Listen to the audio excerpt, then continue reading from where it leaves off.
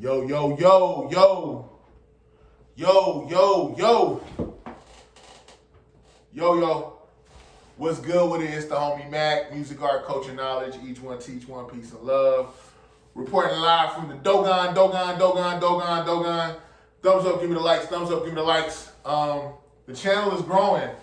I appreciate everybody that is tapping in with the YouTube channel. That is sharing the word, spreading the word, letting everybody know about what we got going on over here at 82 Kings, MACK TV. This is another session of MACK Minutes. So let's get to it. I want to talk about Caitlin Clark. My thing is, Malcolm X said this, as well as Noam Chomsky. Essentially that the media it's ubiquitous. It is probably the most influential thing going on. It is probably the biggest psychological operation. I mean, it's like Malcolm X said, like the media can get you to think that left is right and right is left. The media can get you to blame the victims and sympathize with the oppressors. Noam Chomsky said that the media, in essence, is the functionality of the media is to control the psychology of the populace, of people. That's power. So my thing is, and then not only that, but people pump billions of dollars into the media, and there's not necessarily like there's this big yin and yang in the media. Like you have smaller entities. But for the most part, there are two primary corporations. Well, no, actually one primary corporation. I can't remember the name right now. One primary corporation that runs the media, and it has a lot of subsidiaries underneath it. But it's not like there's this whole full spectrum of diversity and perspective and opinions being sold to the general public. No. And I'm saying that to say this. Caitlin Clark is packaged and sold to us. I can list a lot of WNBA players, not even just WNBA players, but college players that played on the collegiate level that were just as good, if not better than Caitlin Clark. But I want people to understand, like I'll never negate the fact that the media has an agenda to uphold whiteness. I'll never negate the fact that the media will do all it can to protect whiteness, uphold it and protect it. So yeah, I mean, has Caitlin Clark got a lot of shine? Yes. Is there an agenda within the media? Yes. Is the media is the media a big arm, a big means of promulgating white supremacy? Hell yeah! I'll never deny that. It's like Neely Fuller Jr. said, until you understand the dynamics of white supremacy and how it works, a lot of things don't make sense. So what I'm saying is, I'm saying all these things to say, I understand how the media works. I understand that there has been a white bias. I don't even want to say implicit. It's a white bias that is being propagated. I don't deny that. I just don't like it when people are pushing this narrative that black men, all these black men, we're just caping for Caitlin Clark and we love her. No. A lot of black men, not even just black men, a lot of men in general just have an appreciation for sport, have an appreciation for competitive sport. I think there are a lot of black men that can objectively take a step back and say, look, we know that Caitlin Clark is talented. We understand the fact that she has a skill set that we haven't really seen consistently in women's basketball. She's pulling that thing. I mean, I know they got the white girl that went to Oregon. I can't remember her name. Plays for Liberty. She's a shooter. But hold up, give me 1 second. I want to find her name because I think she competed against Steph Curry in the 3-point shootout. Give me 1 second. Sabrina Ionescu? Sabrina Ionescu? I hope I'm pronouncing her last name right. First name Sabrina, went to Oregon. Kobe was a fan of hers. Great talent, great shooter. But Caitlin was consistently pulling from the logo. And I think in essence, like, that's what stands out about Caitlin Clark. You're pulling it from deep. I don't like how, even though South Carolina won the national championship, it seemed like it was more about Caitlin losing than South Carolina winning, the way that the media presented it to us. But again, I understand that there's an inherent bias that media is going to have in favor of whiteness. Somebody had pointed out how they thought it was interesting how when the Fever are playing somebody, they put Caitlin Clark's face on it. Caitlin Clark and the Fever are about to play somebody. And then when they lose, and mind you, I think they're like 1-5, maybe 1-6, they only put the pictures up of the black players. Oh, Indiana Fever lose. And it's like, come on. I like the fact that more people are being in tune with media, propaganda, and understanding that there is a narrative. I just don't like it when people act like black men and black women are inherently complicit in this.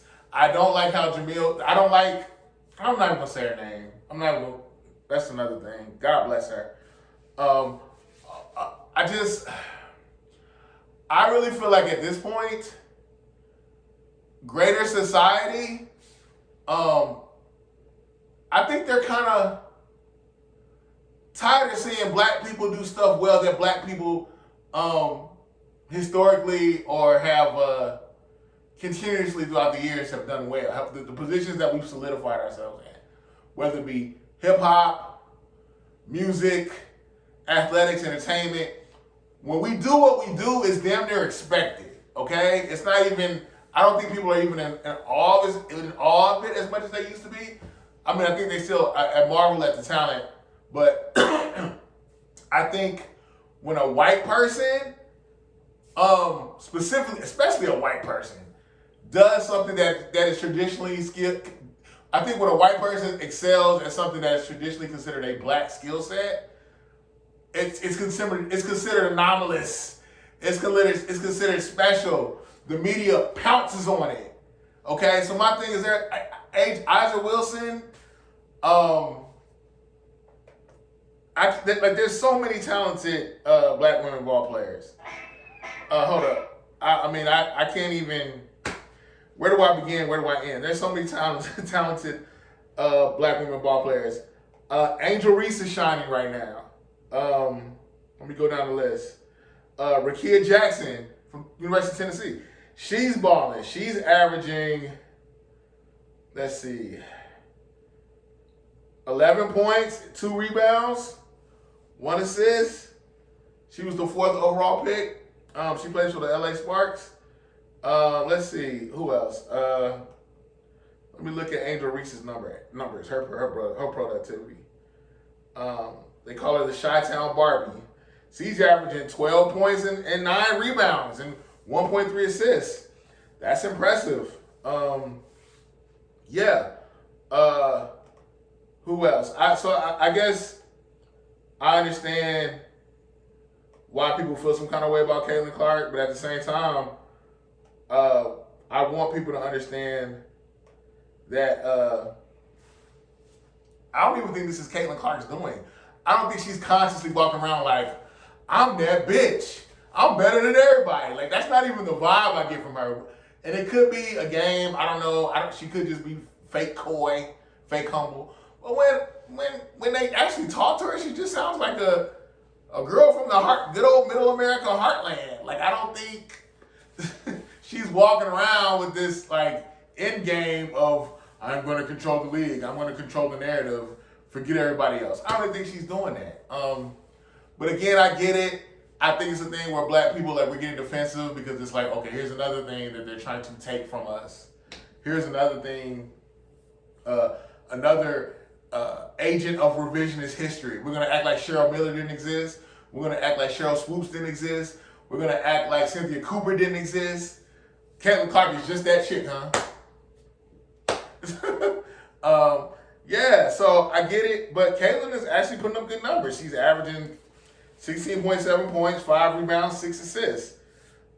She's just going through the bumps and bruises. I think a lot of people, I don't know, my thing is, what they say, don't hate the player, hate the game. Hate the game. The media controls the game.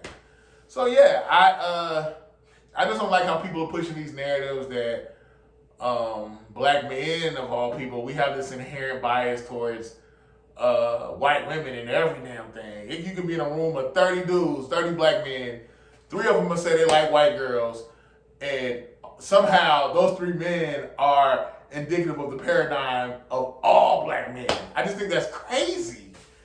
Yeah. But, I wish them all success, from Caitlin Clark to Rakia Jackson to Angel Reese, all the rookies, everybody that is in the game. And I made a video about Angel Reese a while back. So let's not push this narrative that, like, black men don't support black women in the WNBA or black women that are just athletes. This was before she was in the WNBA. So black women that are athletes. No, that's just BS. That's a false narrative. And I see how some people are trying to, I just feel like there's like this yin and yang, but there's not a lot of balance. There's not a lot of equity. I don't want to say, not equity, equilibrium. And I just don't like how there's this narrative being pushed that everybody's trying to shelter Caitlin Clark. No, there's a lot of men, not even men, a lot of people that just understand, like, yo, she got to go through the bumps and bruises. She's got to earn her stripes or earn her bones, however you want to say it. So yeah, I think the good thing about it is, unfortunately, at the center of all this, essentially what I'm saying is, I think a lot of people in the media, I think a lot of people in the media and a lot of people in greater society at large, they're tired of seeing black people excel at the things that we traditionally excel in. So what? Let's get hyped about this white girl. Let's make her glitter and shine like gold. Let's make her walk on water. Let's push that narrative. That's what's going on. So my thing is, peep game. Don't act like we know what this is. We know what this is, but we know that, black people, we are probably the most talented people on this planet. All things considered, but it's we have to get behind us and push us. Like that needs to be the narrative. So yeah, like the fact that people are even talking about WNBA basketball like this, I think is interesting. I get frustrated when I hear the narrative of, men are misogynists and men are innately misogynist and they don't like women's sports. No, I know more men that can tell you the players on the WNBA roster than women. I know more men that consistently watch WNBA games than women. I really don't even know hella women that watch WNBA. Like, let's just keep it a buck. And even some of the women I know that watch the WNBA, they like it not even necessarily for the sports. They like it because they want to see if there's any drama amongst the women. So it's like, come on, y'all. Like, don't get me started. I guess I already got started, but yeah, it's just my thoughts. Like, share, comment, subscribe to the YouTube channel 82 Kings. It's the homie MACK Man. Each one teach one. Peace and love. I'm out.